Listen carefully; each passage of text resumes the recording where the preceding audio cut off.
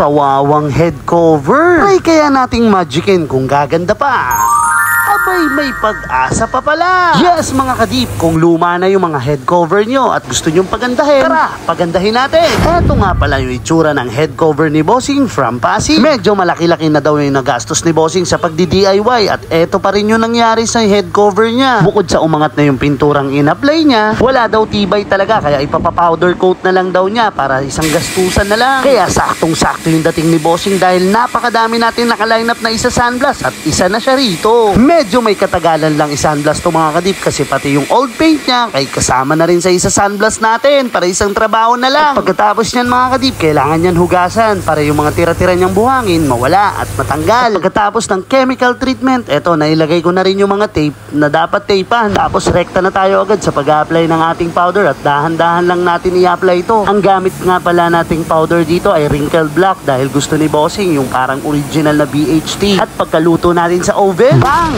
Eto na siya mga kadip, napaka-solid ng finish, di ba? Pero hindi pa yan dyan natatapos dahil kailangan pa natin ayusin yung mga letra niya. At eto na, mano-mano na muna nating ititape yung bawat gilid ng letra na dapat nating itrace o pakintabin. Sabay sasanderin na natin para kumintab. Dahan-dahan yan at kahit sumobra ka pa sa pagsasander, hindi madadamage yung powder niyan. Yan yung trabaho ng mga tape na nilagay natin at ang final output, tapusin nyo po hanggang dulo. So, ayan guys. Oh, ayan. Ayun guys, andito na yung Bossing bulb cover. So hintayin lang natin siya, pinuntahan siya ni Boss Rodel. Ayun, Bossing. Interviewin natin si Bossing ayun, kung ano masasabi niya. Na boss, sensya na. Ayan, check mo, double check mo boss. Wow, okay naman.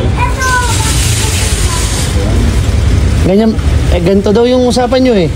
So, ano to boss? Ano to na... Ano yan? Na sunblast yan. Sunblast kaya ganyan. Kaya ganyan siya.